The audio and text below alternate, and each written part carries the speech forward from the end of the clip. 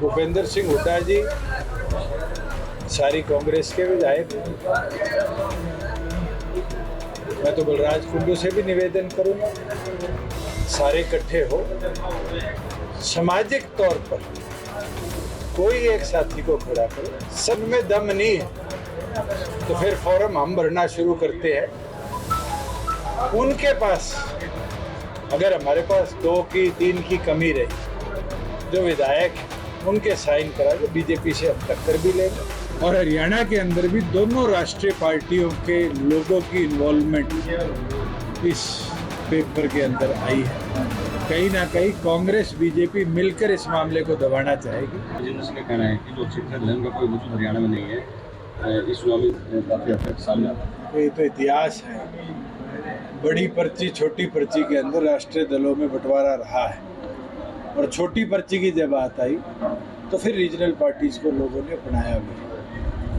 और मैं ये मानता हूँ कि रीजनल पार्टीज और ओरिजिनल पार्टीज जनता का दर्द को क्षेत्र के लेवल पर, प्रदेश के लेवल पर अगर कोई समझ सकता है तो रीजनल पार्टी उसका निवारण कर सकती है। तो रीजनल मैं आज आपके माध्यम से खुल के कह देता हूँ, एक राज्यसभा कैंडिडेट के लिए प्रदेश की सीटों का या तो 10% या मिनिमम 10 प्रपोजर चाहिए।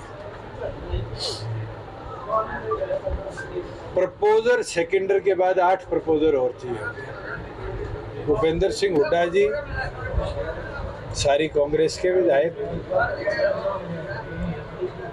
मैं तो बलराज कुंडू से भी निवेदन करूंगा, सारे इकट्ठे हो, सामाजिक तौर पर कोई एक साथी को खड़ा करे। सबसे पहला नाम प्रपोजर और सेकेंडर में होगा तो दुष्यंत चौटाला और नैना चौटाला जी का, और हम वो लड़ाई लड़ेंगे। और अगर उनमें दम नहीं है तो फिर फॉर्म हम भरना शुरू करते हैं। उनके पास अगर हमारे पास 2 की 3 की कमी रही, जो विधायक है उनके साइन करा दे, बीजेपी से हम टक्कर भी लेंगे और राज्यसभा में उम्मीदवार होंगे। सर, भूपेंद्र हुड्डा कहते हैं कि बीजेपी की और इनेलो की लड़ाई तो नोटा से रह गई है, इतने वोट बैंक किस तरह नीचे चला गया। कोई बात नहीं, उनको इतिहास से सीखना चाहिए, और इतिहास के अंदर शायद उनका परिवार भी कितने चुनाव हारा हो। उस टाइम तो नोटा नहीं होता था, निर्दलीय रह जाते थे नीचे, निर्दलीय से भी नीचे रहे हुए हैं।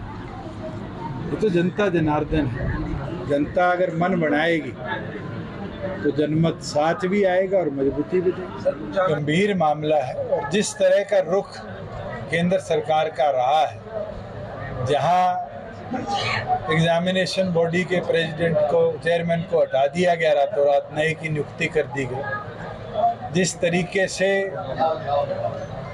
लोगों ने जगह जगह पर यह चीज़ प्रूव करी कि कुछ रीजनल सेंटर से बड़ी मात्रा में छात्र पास हुए, वहाँ पेपर लीक हुआ है। इसकी सुप्रीम कोर्ट के किसी सिटिंग जज के अंडर प्रॉपर जांच हो, क्योंकि इसके अंदर एक एपिसेंटर हरियाणा भी रहा है, और हरियाणा के अंदर भी दोनों राष्ट्रीय पार्टियों के लोगों की इन्वॉल्वमेंट इस पेपर के अंदर आई है।